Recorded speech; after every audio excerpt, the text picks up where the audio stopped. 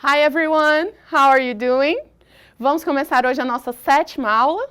Nós já avançamos bastante no nosso curso e hoje vamos evoluir para mais alguns conteúdos, ok? Vamos apenas fazer uma revisão curta sobre a nossa última aula. Na última aula nós tivemos a nossa 2ª aula sobre verbs, ok? Se recorda, nós vimos sobre o simple past, o past continuous e o simple future, né? O passado simples, o passado contínuo e o futuro simples, né? O simple past, a gente lembra daquela regrinha da modificação dos verbos, né? Verbos regulares, a gente acrescenta o ed para levá-los ao passado, e os irregulares, a gente tem aquela listinha que nós precisamos memorizar para aprendê-lo. Quem andou aí estudando a listinha e dando uma revisada? Ok? Nós temos também o past continuous, que é o verbo to be no passado, e o verbo principal acompanhado do ing, para se referir a ações no passado que estavam em andamento, mas foram interrompidas por algum motivo. E por último, nós falamos sobre o simple future, que é para nos referir a atos do futuro em inglês, né? A gente pode utilizar os auxiliares will ou a forma going to, né, acrescentado os dois do verbo principal para nos referir a ações no futuro. E hoje nós vamos abordar a nossa última aula sobre verbs e nós vamos abordar dois tempos verbais que são um pouco mais complexos. O primeiro nem tanto, mas o segundo eu acredito que seja o tempo verbal mais complexo para os brasileiros em especial, porque é um tempo verbal que ele literalmente não existe no português. Então, quando nós vamos fazer a tradução, em regra, a gente vai traduzir para o passado, ok? Mas, enfim, vamos lá. Nós vamos falar sobre os perfect tenses, ou seja, os tempos perfeitos, que é o past perfect e o present perfect. E nós não vamos tratar apenas do future perfect. Primeiro, porque ele é um tempo verbal um pouco mais simples de aprender, e segundo, porque ficaria uma aula muito extensa e demorada e acabaria ficando cansativo. Então, eu vou tratar num pequeno resumo sobre esse tempo verbal no nosso material de apoio, mas o que é importante em relação ao Future Perfect é que, uma vez que a gente tenha assimilado bem o Present Perfect e também o Past Perfect, qualquer outro dos tempos verbais Perfect vão ser tranquilos, tanto os contínuos como o futuro, ok? E, por fim, nós vamos tratar sobre a passive voice, a voz passiva. Ela é muito importante, principalmente em textos acadêmicos, porque ela é muito utilizada em textos acadêmicos por ser uma voz mais impessoal, que é a característica desse tipo de texto, ok? Vamos começar? Antes de tudo, nós vamos falar sobre o past participle. Por que a gente vai falar sobre o past participle?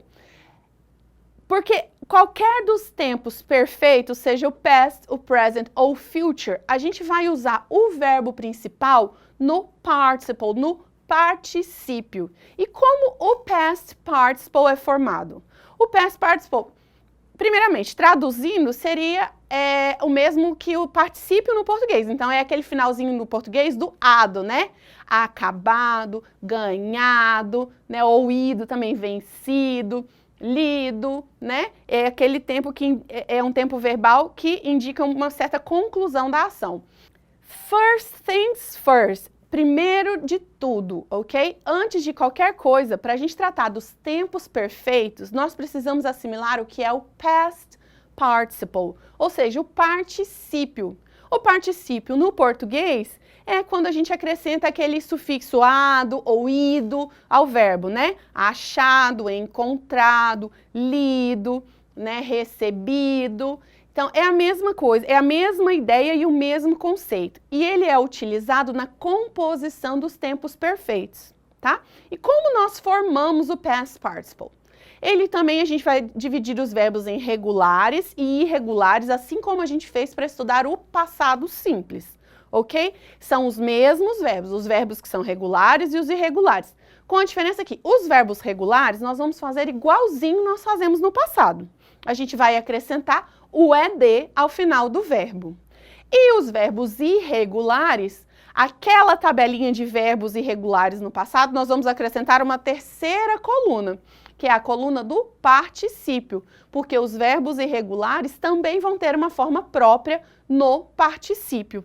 Olha só alguns dos exemplos que eu trouxe para vocês nos slides. Olha só, regular verbs. A gente vai colocar o verb mais o ed.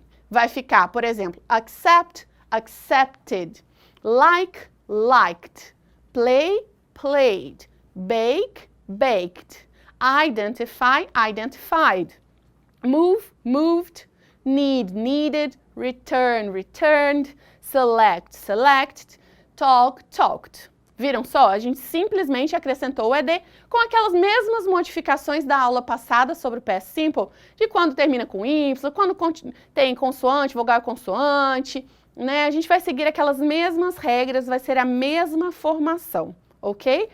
Agora, quando eu vou para os irregular verbs, aí eles vão ter a sua forma própria no particípio. Olha só, o verbo to be.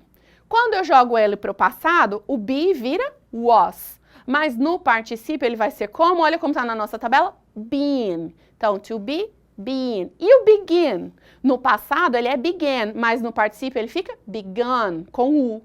Break vira broken, catch, caught, do, done, eat, eaten, drink, drunk, hold, held, leave, left e speak, spoken. Uma dica para a gente memorizar um pouco sobre o particípio e os verbos irregulares, na verdade, é a gente pegar essa lista com essas 3 colunas. O verbo no infinitivo, o verbo no passado e o verbo no particípio. E memorizar as 3 formas. E não tem outra solução. É memorizar, estudar, ler, reler, até memorizar, ok? E fica muito fácil no cérebro da gente quando a gente assimila dessa forma. Be, was, were. Begin, began, begun. Eat, ate, eaten. A gente grava as 3 formas.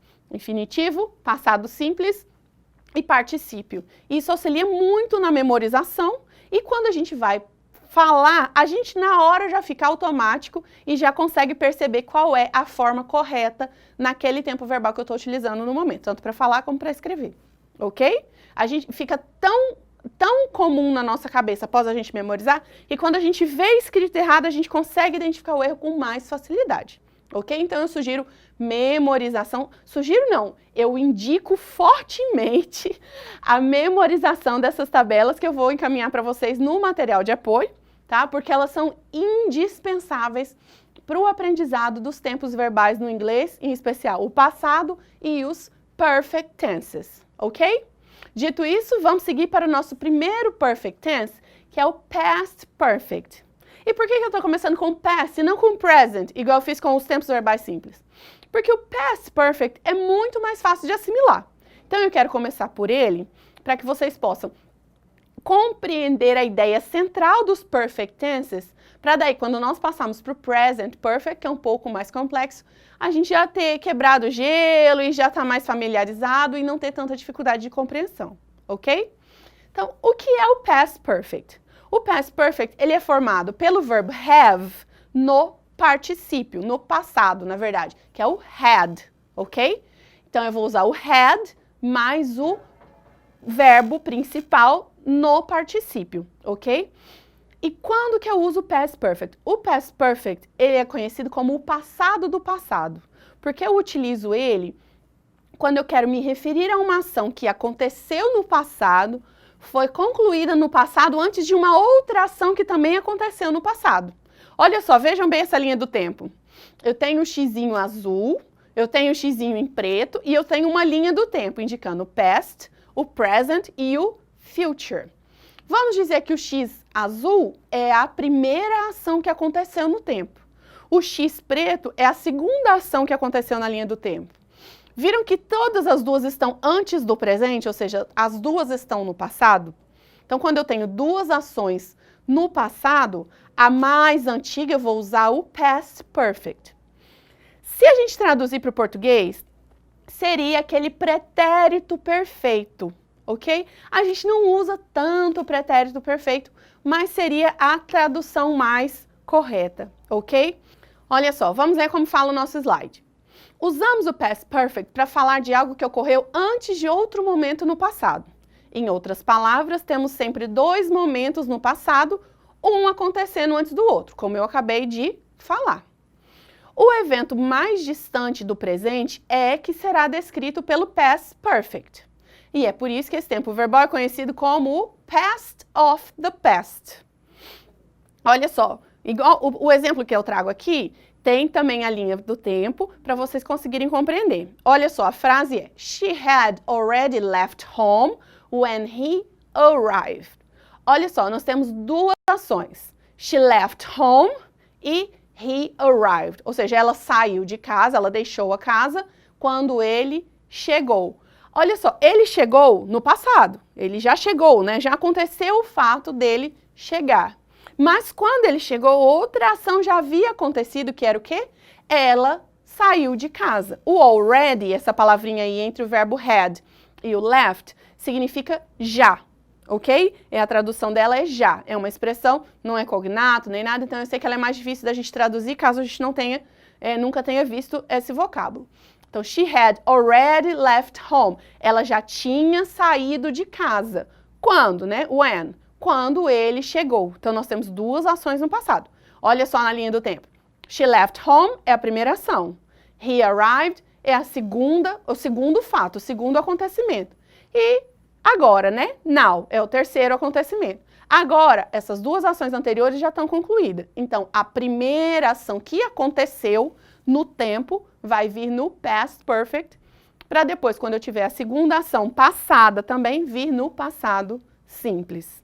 Ok? Dito isso, vamos ver como a gente forma a estrutura do past perfect. Como eu disse na introdução, a gente vai usar o had, né, que é o verbo have no passado, mais o past participle do verbo principal. Seguindo aquela regrinha do verbo principal, se ele for regular, com ed, se ele for irregular, dentro daquela listinha de verbos para memorizar, ok? Então, como fica no afirmativo? Eu vou usar o had, né? Eu vou usar o sujeito, o had e o past participle. Olha só a frase que nós temos no slide. She had finished the test. Ela havia terminado o teste, né? E seguindo com as outras ações da frase. She had finished the test when the teacher arrived. Quando a professora chegou, né? Ele vai ter pode ter uma continuação, sempre indicando que essa foi a ação mais antiga, ok? E na negativa, teacher? Na negativa, a gente não vai usar o verbo do not, igual a gente faz nos tempos simples. O verbo have aqui, had, no caso, no passado, ele é o verbo auxiliar. Então, é ele quem vai sofrer aquelas mudanças que acontecem quando a gente vai para o negativa e para a interrogativa. Então, o not, no caso do negativo, vai ser acrescido ao had. Olha só, vai ficar sujeito mais had not, ou abreviado hadn't, mais o past participle. Olha só como fica a frase. A mesma frase na afirmativa, na negativa vai ficar She hadn't finished the test. Ok? E na interrogativa, mesma coisa. O verbo auxiliar aqui é o had. Então, é ele quem sofre as mudanças. Então, a gente vai jogar o had lá para antes do sujeito, vai acrescentar o sujeito e o past participle. Olha como fica a pergunta. Had she finished the test? Ok? Uma diferença do past perfect para o past simple. No past simple, quando eu acrescento o verbo auxiliar, né, para negativa ou para interrogativa, o verbo principal volta para o infinitivo, né? She didn't finish, né? Did she finish? No past perfect, isso não vai acontecer. No past perfect, o verbo vai permanecer o tempo inteiro no particípio. Então, olha só. She hadn't finished. Had she finished? Ok? O verbo principal vai continuar modificado na negativa e na interrogativa, diferentemente do past simple, que quando a gente vai para negativa ou interrogativa, ele volta para a forma original dele no infinitivo. Ok? Não vamos confundir isso, tá certo? Vamos aproveitar e vamos praticar um pouquinho? Time to practice. Olha só, nós temos 4 frases. Eu quero que vocês transformem esses verbos que estão no parênteses usando o past perfect, né? Adequem o verbo na frase usando o past perfect, ok? Eu vou ler as proposições aqui, enquanto vocês vão formulando na cabecinha de vocês como que vai ficar esse verbo conjugado no past perfect, ok? Olha só a primeira. The grass was yellow because it not rain all summer. A segunda. We not pay the electricity bill. After they eat the shellfish, they began to feel sick. E o último, when we finished dinner, we went out. Então vamos para as respostas? The grass was yellow because it. Então eu vou ter que usar o verbo rain no past perfect e na negativa. Como é que fica o past perfect? É o had rained. Rain é um verbo regular, então é só acrescentar o ed. E como eu quero colocar na negativa, vai ficar como? The grass was yellow because it had not rained all summer, ok? Ou hadn't rained, ok? E a segunda, we, o verbo pay no past perfect e na negativa também, the electricity bill. Olha, essa frase aqui a gente quase nem precisa traduzir, né? Electricity é um cognato, né? Eletricidade. Bill é conta, ok? Então, nós não pagamos a conta de eletricidade, né? Então, vamos lá. We, como é que vai ficar o not pay no past perfect? Vai ficar we hadn't paid the electricity bill, ok? O pay é irregular e o past participle dele é paid, P-A-I-D. We hadn't paid the electricity bill, ok? Vamos para a terceira. After they eat the shellfish, então eat no past perfect vai ficar como? After they had eaten, ok? Lembra lá naquela listinha de participle que eu trouxe aqui na aula mesmo, tem o participle do verbo eat, que é eaten. Então, after they had eaten the shellfish, they began to feel sick. E a última, when we finished dinner, we went out. Como vai ser o finish no past perfect? When we had finished dinner, we went out. Ok? Tranquilo, né? Dá para compreender bem que esse tempo verbal é um passado do passado. E a tradução dele é bem literal, né? A gente fala praticamente da mesma forma, né? Nós não havíamos pago a conta de eletricidade. Assim, concluindo o past perfect, vamos seguir para o nosso present perfect, que é um tempo verbal um pouco mais complexo, porque, como eu disse antes, ele não existe uma tradução literal para ele no português, ok? Como que ele vai ser formado? Ele também vai ser formado pelo verbo have, agora o verbo have no presente mesmo, tá? E aí ele vai conjugar, né? I have, you have, a terceira pessoa do singular, né? O he, she, it vai ser has, e o restante volta para o have, né? We have, you have, they have. Tá? Então, quando eu me referir a alguém na terceira pessoa do singular, usando o present perfect, o verbo have vai conjugar e ele vai virar has, tá? Mas vamos trabalhar com ele na forma mais comum, que é o have, né? Que é o que abrange a maioria das outras, né? Dos outros pronomes. Então, é o sujeito, mais o verbo have, mais também o verbo no past participle. Olha só, eu estou falando de presente, mas eu uso o verbo no past participle, ok? Olha o exemplo que nós temos aqui nessa tela inicial. We have sung. Nós cantamos. Olha só. We have sung. Nós temos cantado. Não existe muito essa tradução. Até porque, se eu traduzir ao pé da letra, we have sung, nós temos cantado, parece que a gente está cantando agora, né? A gente continua cantando, nós temos cantado, estamos cantando por aí e tal. E se eu traduzir nós cantamos, eu jogo ele para o passado simples quando eu traduzo, né? E no inglês não é nem uma coisa nem outra, tá? Vamos ver de que forma nós usamos o present perfect para que fique bem claro o conceito, ok? Ele é usado, em primeiro lugar, para nos referirmos a acontecimentos recentes sem indicação explícita de tempo. Olha só, aqui, o tempo em que esse fato aconteceu não é interessante, não nos interessa tratar sobre ele. Então, se foi há um ano, se foi há um dia, se foi há uma hora, não tem importância. O que importa é um acontecimento que foi recente. Olha só o example. I can't go on holiday because I've broken my leg. Eu não posso sair de férias ou curtir o feriado, mas enfim, aqui a frase está usando holiday como férias, tá? eu não posso sair de férias porque eu quebrei a minha perna. Olha só, tá no passado, né? Quando eu traduzo, é uma ação no passado. Tem reflexo no presente? Tem. Possivelmente a pessoa que quebrou a perna ainda não tá com ela, né? Sem o gesso, nem nada. Mas o fato de quebrar em si já se encerrou. Mas não importa que foi no passado a data, né? Não importa se foi há uma semana, se foi ontem, né? Se foi agora há pouco. O que importa é que eu quebrei a minha perna. E aí, em vez de eu usar o past simple, eu vou usar o present perfect. Então, I can't go on holiday because I've broken my leg. Olha um outro exemplo muito interessante. I have just seen Mary.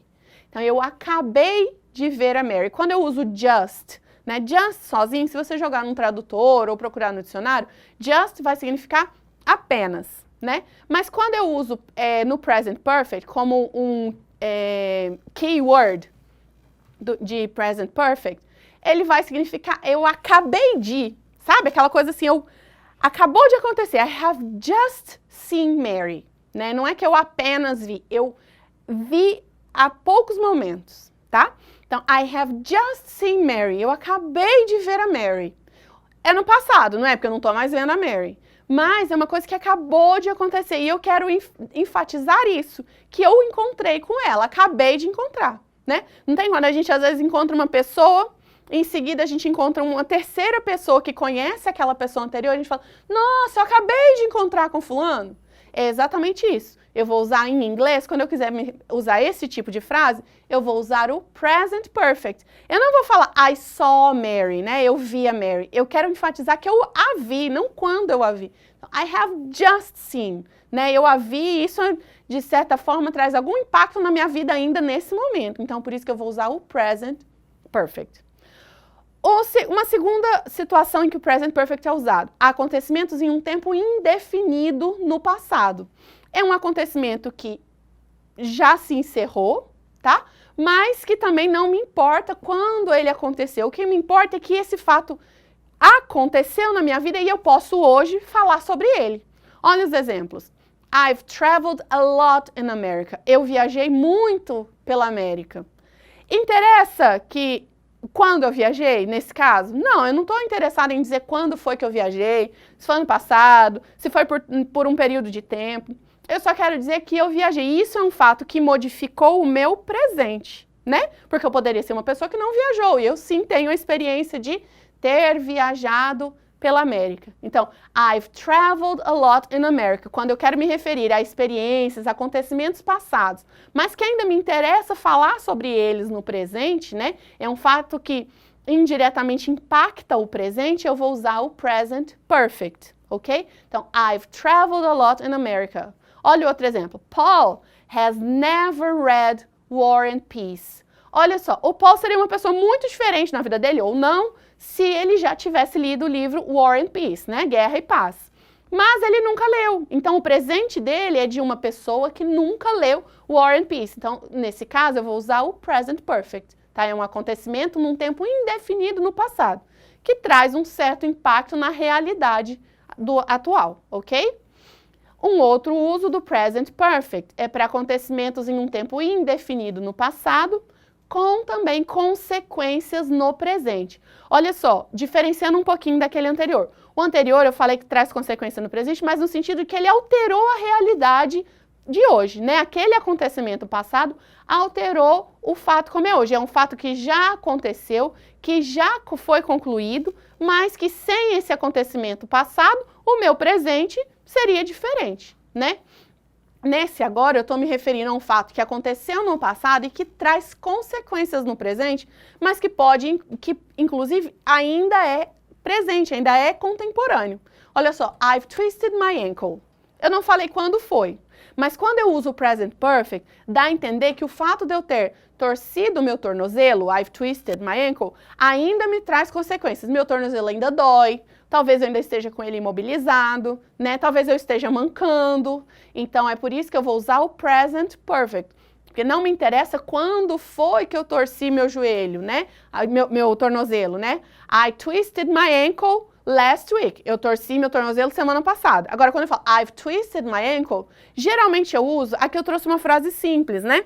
Mas eu uso uma frase mais composta para dizer o porquê, né, que eu tô falando aquilo. I twisted my ankle and that's why it still hurts.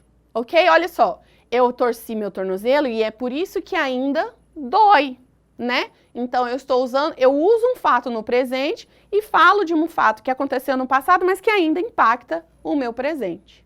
Olha outra frase, essa frase é legal também.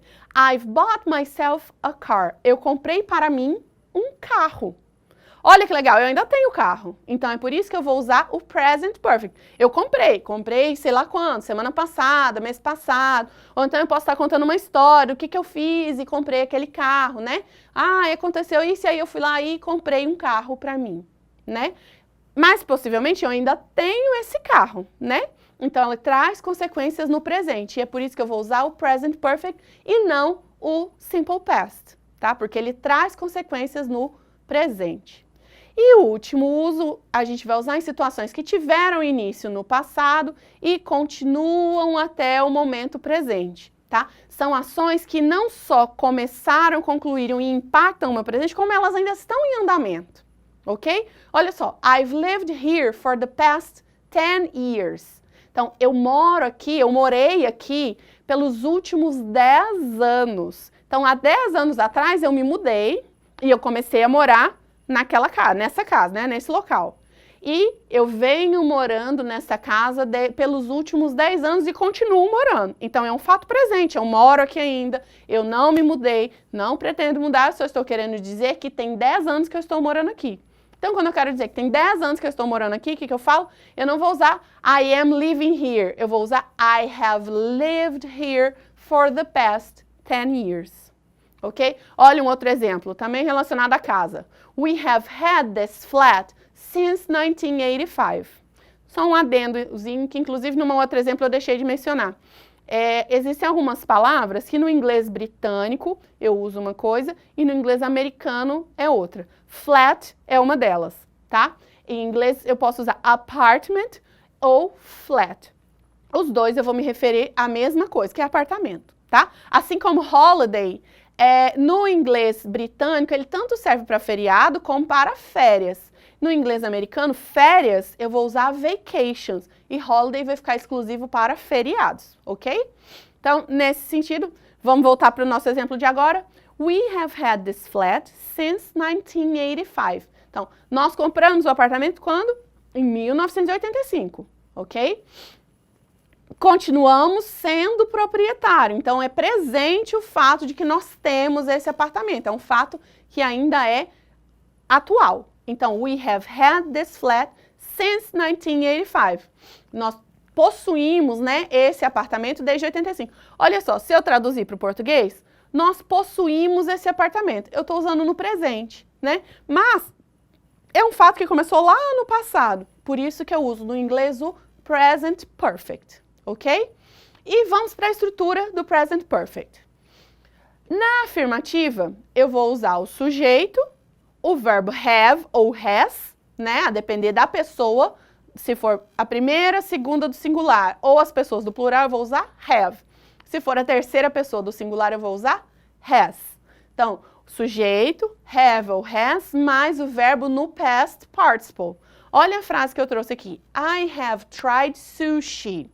Eu experimentei sushi. Quer dizer o quê? Que minha vida seria diferente se eu nunca tivesse experimentado. Então, quando eu quero relatar uma experiência, né, dizer que eu já experimentei sushi, independente de quando isso aconteceu, eu uso o present perfect, ok? I have tried sushi. E a negativa? O verbo have é que se torna o auxiliar nos tempos perfeitos. Então, o not vai vir acrescentado ao have. Eu não vou usar don't, eu não vou usar doesn't, eu vou usar o not agregado ao have ou has. Então, eu vou colocar o sujeito, have not ou has not, mais o past participle.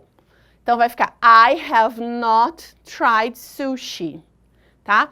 Observação que o have not ou has not, quando eu abrevio, vira haven't ou hasn't. Tá? Então, I have not tried sushi or I haven't tried sushi. A gente usa muito mais a forma abreviada do que a forma extensa, tá? E, por fim, falando da interrogativa, eu vou pegar o verbo have, voltar lá para o começo da frase, antes do sujeito, e vou colocar verbo have ou has, mais o sujeito, mais o past participle. Have you tried sushi? Ok? Quando eu faço uma pergunta dessa, have you tried sushi? Eu não estou querendo saber quando foi, eu quero saber se você já teve essa experiência de experimentar sushi. É isso que é o importante no present perfect. Não é o tempo, não é o momento em que aquilo aconteceu, mas sim se aconteceu, ok? A melhor forma da gente compreender o uso do present perfect é dessa forma. O foco é no acontecimento, no fato em si, e não no quando ele aconteceu. Olha só esse próximo slide, eu trago uma comparação. Ele está em inglês, porque eu tirei de um site, né, específico para professores de inglês, mas eu vou traduzindo para que vocês consigam compreender. Olha só, eu tenho uma comparação entre o present perfect e o past simple, né? Que é o que eu venho fazendo desde que a gente começou a falar. O present perfect formado pelo sujeito, have ou has, mais o verbo na third form. Third form é o mesmo que o particípio, tá? Então, have, sujeito, have ou has, mais o verbo na terceira forma.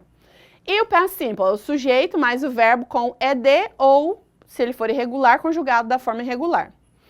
Olha só o que está nessa bolinha, né? Na bolinha verde, relacionada ao present perfect, tá assim, ó. Connection to now. Conexão com o agora.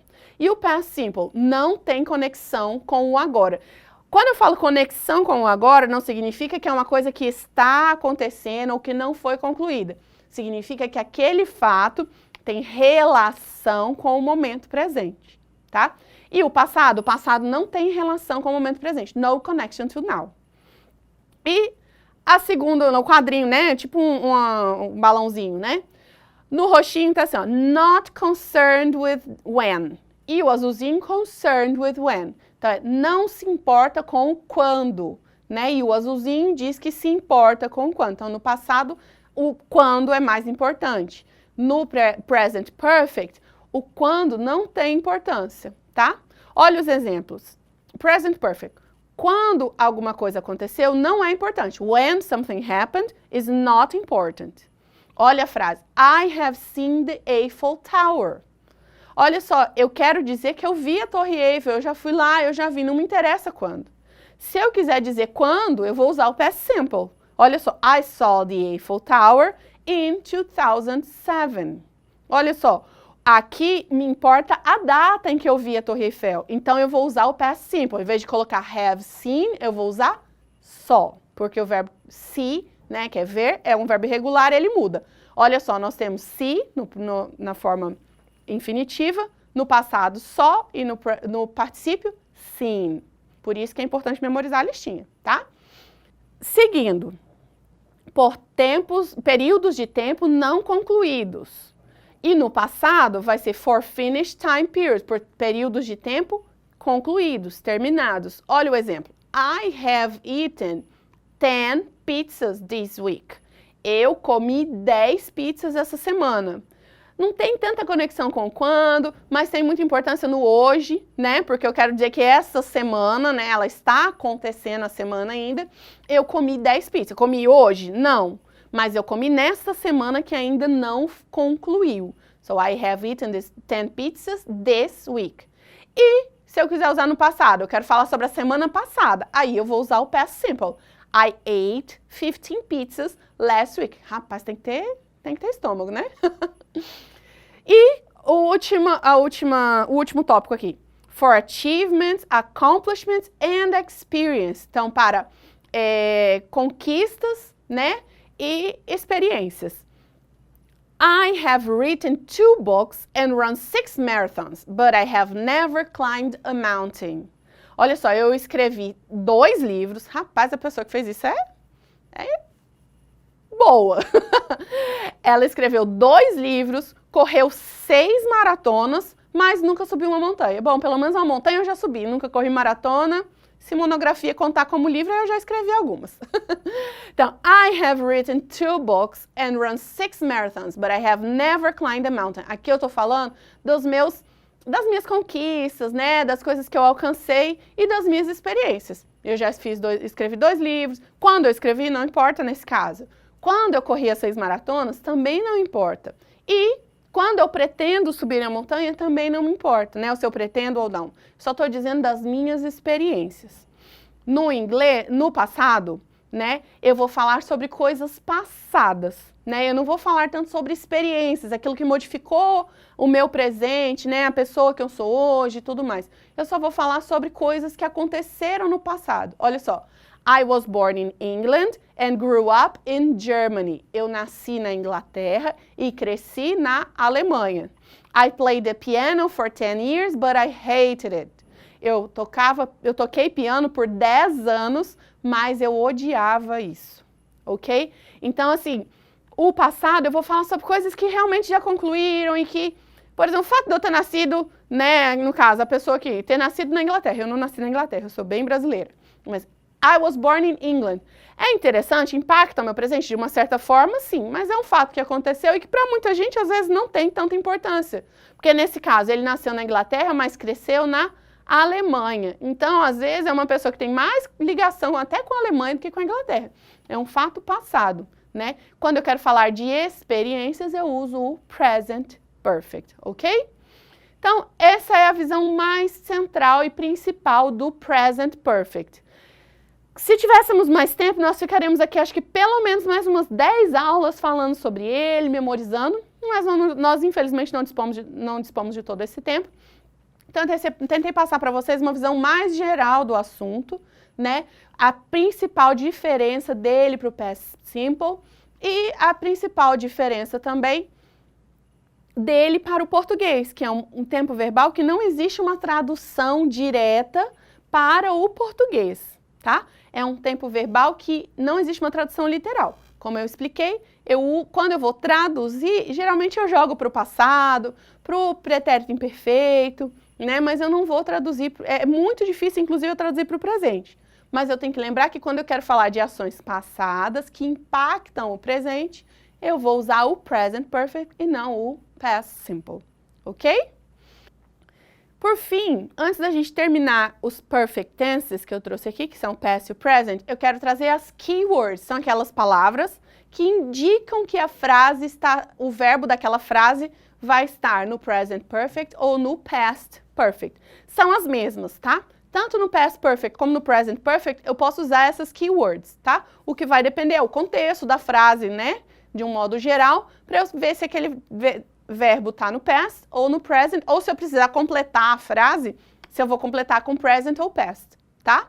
Geralmente, se for um exercício, né, um teste de uma prova, que vai te pedir para completar com o tempo verbal, ele vai especificar se você precisa completar com o past ou present perfect, tá? Porque as keywords, nesse caso, são as mesmas, ok? Quais são elas? For, que significa por, since, que significa desde, already, que é o já, yet, que também é o já, tá? Already, geralmente eu uso em frases afirmativas, yet, eu uso em negativas e interrogativas, tá?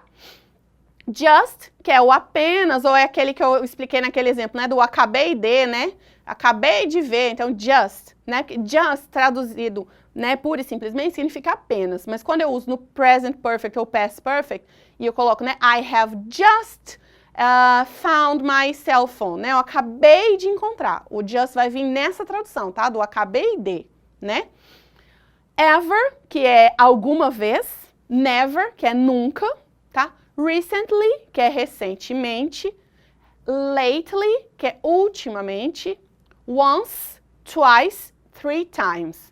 Olha só, 3 times é 3 vezes, twice é 2 vezes e once é 1 vez. Eu fui de baixo para cima, tá?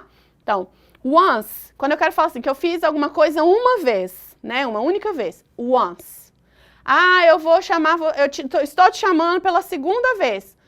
É twice. E quando eu vou do 3 para frente, aí eu uso o número e a palavra times. 3 times, 4 times, 5 times, aí quantos milhões de times for, tá? Mas uma vez e 2 vezes é once e twice, não é one time nem 2 times. Existe, eu posso falar? Posso, mas não é muito correto, tá? O correto mesmo é once e twice. Outra keyword, how long, né? Por quanto tempo, né? Por qual duração. Since when, desde quando. E this morning, this afternoon, né? This week, this month, né? Que é esta manhã, essa tarde, essa semana, né? É o this mais o tempo, né? Eu vou mais aquela data, né? Se é hoje, se foi se é essa semana, se foi esse mês, né? Desde que esteja em curso, né? Indica que está em curso. This morning significa que é esta manhã, ou seja, ainda não é de tarde, né? This week significa que é esta semana, não é nem semana que vem, nem a semana que passou, é a que está em curso, ok? Então essas são as keywords que nós usamos para o present perfect, past perfect, right? Vamos fazer um último exercíciozinho sobre o present perfect para a gente encerrar esse tópico. Olha só, aqui eu trouxe a ajuda dos Simpsons, eu adoro os Simpsons, né? Não vou entregar a minha idade, porque Simpsons é coisa de quem já tem uma certa idade, né? Mas eles são ótimos e eu adoro. E o exercício trouxe a figurinha deles para nos ajudar.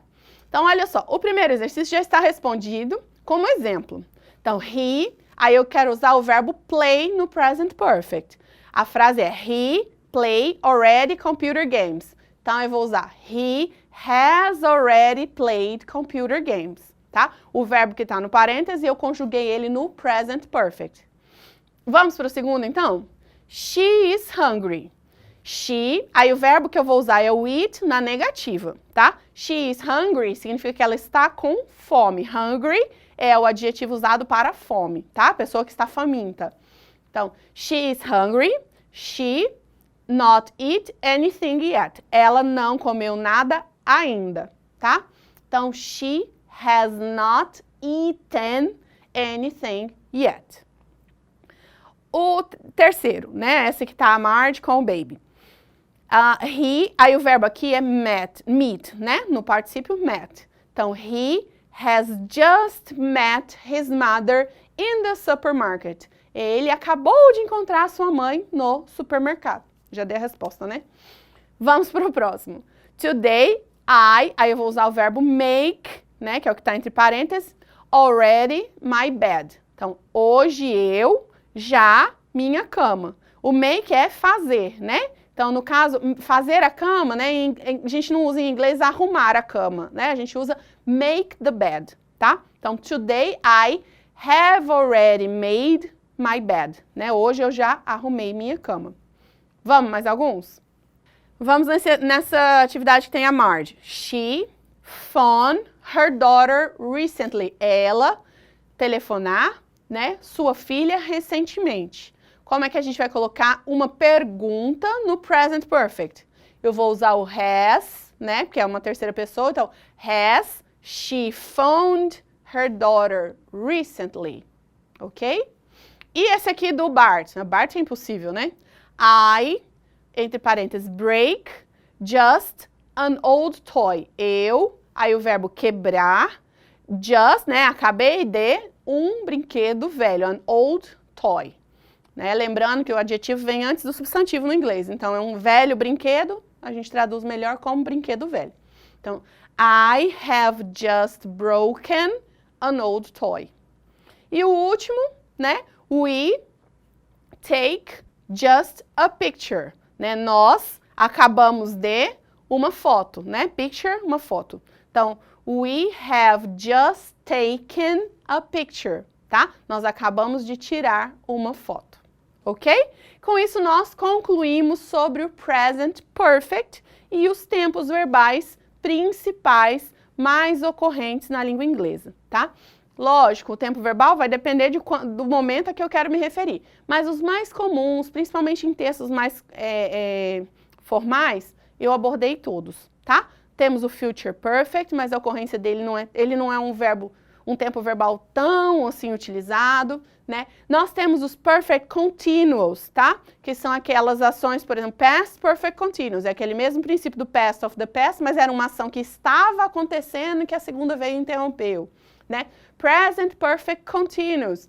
Eu vou usar uma ação que iniciou-se no passado, né, que tem impacto no meu presente, que ela ainda está em andamento, né? Eu também vou usar no mesmo sentido dos continuous simples, tá? Mas eu não abordei aqui porque ficaria muito extensa a aula, ficaria muito cansativo e nós não teríamos tempo para abordar todos os outros temas que nós ainda temos que abordar, tá? Nós estamos aqui já 2 aulas e meia, né? Essa aqui vai ser a nossa terceira aula e última sobre verbs, especificamente sobre verbs, né?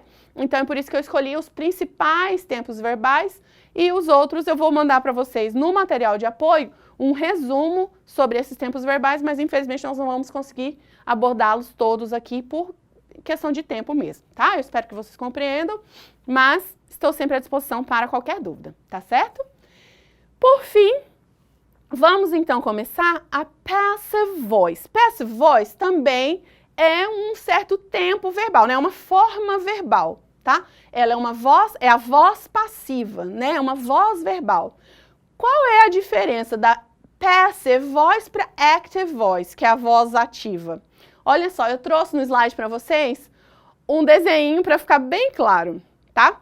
No primeiro, na active voice, eu tenho pinguins selvagens. E na voz passiva eu tenho uma criança chorando. E qual é? As duas frases vão falar sobre o mesmo acontecimento. Só que uma eu vou usar a active voice e outra eu vou usar a passive voice. Olha só, na active voice eu vou falar assim, ó, Wild penguins attacked my sister. Então, pinguins selvagens atacaram minha irmã. Os pinguins foram responsáveis pela ação. E como é que eu vou falar na passive voice? My sister was attacked. Minha irmã foi atacada by wild penguins, por pinguins selvagens. A minha irmã, que veio como sujeito da frase, não foi quem praticou, mas quem sofreu a ação. O conceito é o mesmo do português, né? Voz passiva e voz ativa. Quem pratica e quem sofre a ação, né? A diferença é que na voz passiva, quem sofre a ação é o sujeito da frase. E na voz ativa, quem pratica a ação é que é o sujeito da frase, né? E como ela é formada no inglês, a voz passiva? Ela é formada pela junção do verbo to be, em tempos verbais diversos, né? A depender do momento do acontecimento, com o past participle do verbo principal. Olha só nesse exemplo, o verbo principal aqui é attack, né? A principal ação da frase é atacar, né? O principal acontecimento foi o ataque dos pinguins, né? Então, o verbo principal qual é? Attack. Se eu quero usar ele na voz ativa, eu vou trazer ele no passado simples, né? Wild penguins attacked my sister. Agora, se eu quero usar ele na voz passiva, o que eu vou fazer? Eu vou acrescentar o verbo to be no passado, porque é uma ação que, nesse caso, é passada. E o verbo principal, que é atacar, eu vou colocar no particípio. Viu como nós falamos muito de particípio hoje? Por isso que aquele comecinho da aula vale uma estudada, vale uma revisão, tá? Sobre o past participle. Então, na voz passiva vai vir o verbo to be, nesse caso aqui, desse exemplo, no passado, né? Mas ele pode vir em qualquer outro tempo verbal, com o verbo no particípio. My sister, que é quem sofreu a ação, was attacked por pinguins selvagens, by wild penguins. Viram só? É a mesma formação. E qual é a importância da voz passiva? Principalmente para quem está fazendo cursos de pós-graduação, de mestrado, ou para faculdade, né? Ou quer ler artigos de jornais, artigos científicos, por pura curiosidade. É uma voz muito utilizada nesses textos mais formais, tá? Por quê? Porque é uma formação verbal mais formal, né? Ela é mais impessoal, né? Eu tiro, digamos assim, a responsabilidade do responsável pela ação e jogo e foco na ação em si, no acontecimento em si, né? E isso é muito utilizado, né? Nos textos acadêmicos, nos textos jornalísticos também, tá? Vamos ver quais são as situações em que nós usamos a passive voice. Nós utilizamos a passive voice quando? Em primeiro lugar, quando não se quer assumir a responsabilidade por determinada ação. Olha só o exemplo. The matter will be clarified soon. O assunto, the matter, aqui é a matéria, né? O assunto vai ser esclarecido logo, né? Não se está focando aqui em quem vai esclarecer, quem foram os responsáveis pela questão, só se está dizendo que a questão vai ser esclarecida logo, né? Então, aqui é melhor a gente utilizar mesmo uma voz passiva, né? The matter will be, olha só, o verbo to be aqui está no futuro, will be, e o verbo principal, que é esclarecer, clarify, está no particípio. Will be clarified. Olha o outro exemplo. It has been decided to reduce all salaries by 10%. Olha só, quem quer dar uma notícia de que vai reduzir o salário de alguém em 10%? Ninguém quer dizer que é responsável por isso, né? Então, o que a gente faz? A gente usa a voz passiva, transforma essa frase numa frase impessoal para diminuir o impacto negativo dela. It has been decided, ou seja, foi decidido, né? Has been é o verbo to be no present perfect, mais o verbo no particípio. It has been decided to reduce all salaries by 10%. Foi decidido reduzir-se os salários em 10%. Tá certo? A frase está na voz passiva. Com uma observação nesse caso aqui. Lembram quando a gente começou a falar sobre formação do período, né, das orações em inglês, que eu dizia que não existe frase sem sujeito no inglês? Aqui na voz passiva isso é muito importante. Porque como eu vou falar geralmente sobre situações em que não haverá uma responsabilidade, um sujeito responsável por aquilo, eu não posso simplesmente dizer has been decided. Eu tenho que botar um sujeito. E esse sujeito vai ser qual? It. Tá? O it, na terceira pessoa do singular, né, que é isso, né, ele é utilizado para objetos ou coisas ou animais. Nesse caso aqui, ele também vai ser utilizado para, quando eu me refiro a um sujeito indeterminado ou oculto, tá? It has been decided, porque em inglês não existe frase sem sujeito. Gravem isso na memória, tá certo? Não existe frase sem sujeito. Então, se eu simplesmente chegar e falar assim, has been decided to reduce all salaries by 10%, tá totalmente errada a frase. Eu tenho que botar o sujeito e, no caso, então, como eu não sei quem é o sujeito, eu vou usar it, ok? Seguindo, então, nós também usamos a voz passiva quando o enfoque está no acontecido e não no autor. Olha os exemplos. The bank was robbed yesterday. O banco foi assaltado ontem, né? O banco foi assaltado. O fato principal é o assalto ao banco, não quem assaltou, até porque pode ser que nem se saiba ainda quem são os assaltantes. Então, eu vou colocar na voz passiva. No caso, como é um fato que aconteceu ontem, eu vou usar o verbo to be no passado e o verbo principal, que é rob, no particípio. The bank was robbed yesterday. E o outro exemplo. Every year, many new students are admitted to UEL.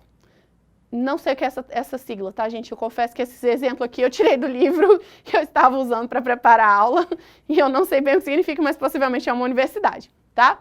Então, olha só.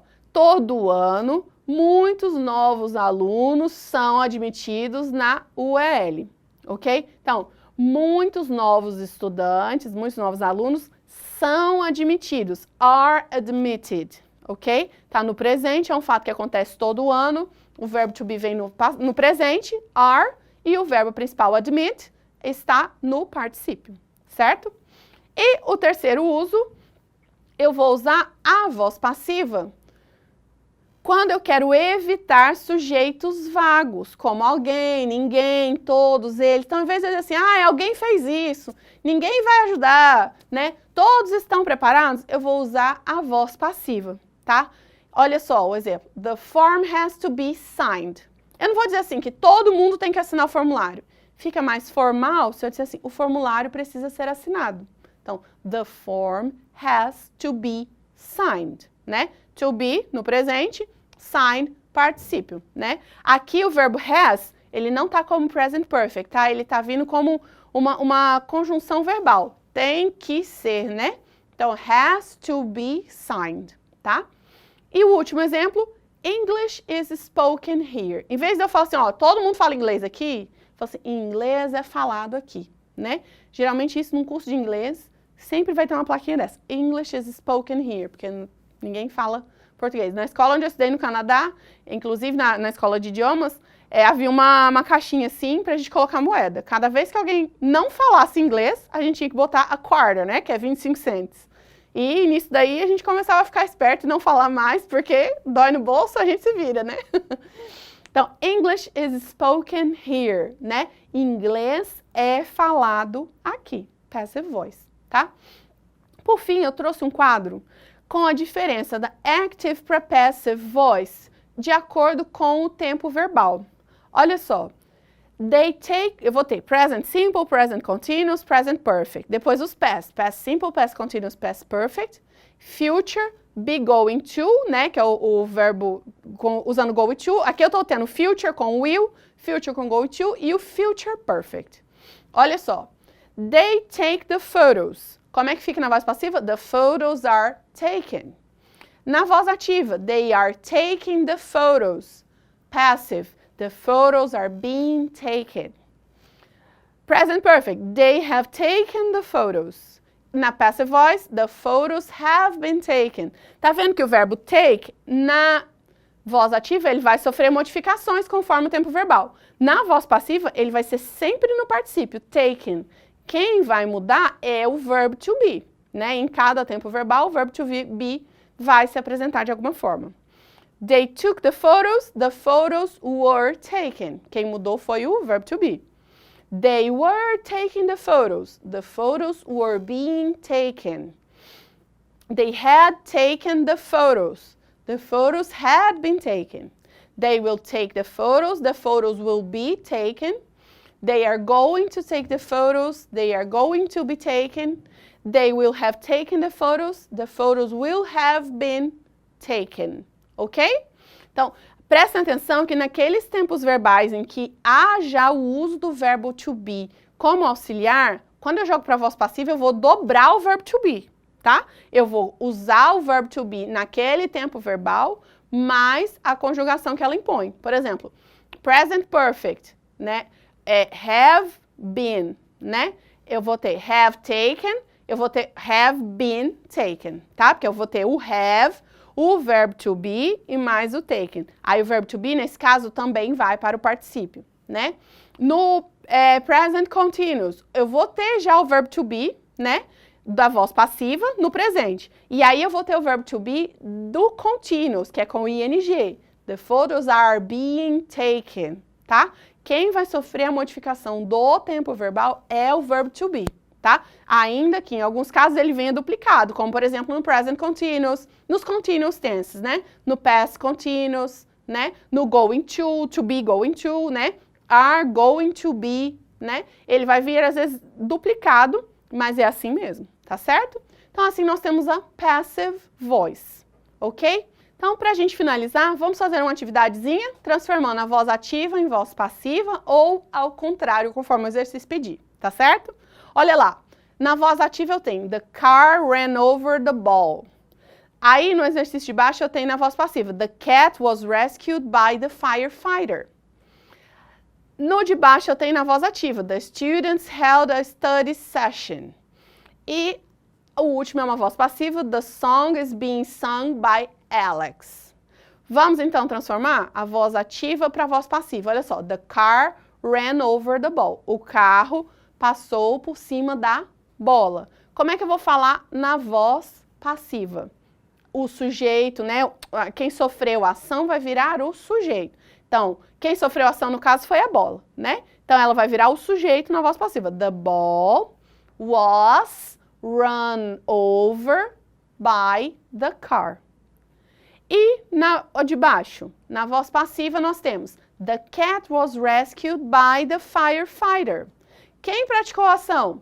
Os bombeiros, firefighters, né? Os bombeiros resgataram o gato. Então, the firefighter rescued the cat. Assim que vai ficar a voz ativa, né? O firefighter vai virar o sujeito na voz ativa, porque foi ele quem praticou a ação. O terceiro enunciado, the students held a study session.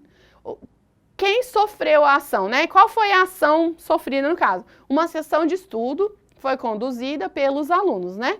Então, a study session was held by the students. E o último, na voz passiva, tá assim, the song is being sung by Alex. A música está sendo cantada pela Alex, tá? Como é que eu vou fazer? Nesse caso aqui, no caso, a música está sendo cantada pela Alex. Quem praticou a ação? A Alex. O que ela fez? Ela está cantando a música. Então, o que eu falo? Alex is singing a song. Ok? E é assim que a gente forma a voz passiva. vamos ter mais, né, vamos praticar em casa, vamos fazer as atividades para a gente poder memorizar e compreender mais o raciocínio, mas, em resumo, a voz passiva é essa formação, tá certo? E assim, vamos terminar nossa aula com a Pronunciation Tip do dia. Vamos lá? Hoje nós vamos tratar sobre um som que é fácil de aprender, mas chama atenção porque ele é muito característico do inglês, que é o som do R, né? Em inglês, o som do R, ele é sempre vocálico, né? A gente sempre vai falar o R, né? E como que eu falo R em inglês? Via de regra, eu vou buscar o caipira que habita em mim, o paulista do interior, o goiano, e vou falar aquele R bem carregado, tá certo? Eu vou falar room, né? O R como em room, que é quarto, lorry, que é caminhão, present. Eu vou literalmente enrolar minha língua, encostar ela no céu da boca e emitir o som. É um som vocálico, olha só.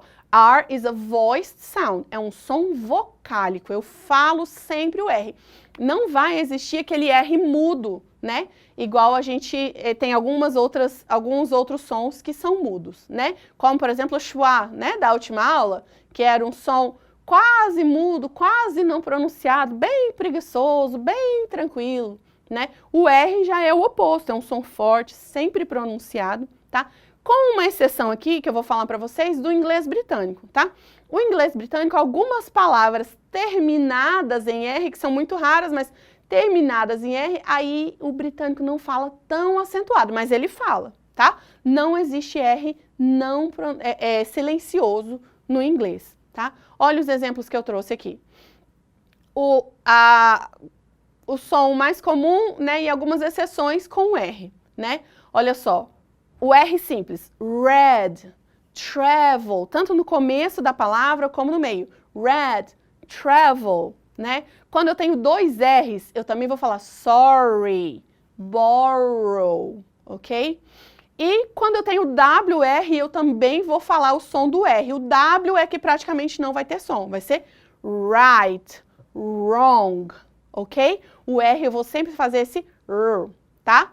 Red, travel, right, wrong, sorry, borrow, ok? Sempre vou pronunciar o R e ele vai ser sempre vocálico, ele não vai ser silencioso, tá certo? Com isso nós terminamos a nossa aula de hoje, eu espero vocês na nossa próxima aula. Bye bye, see you soon!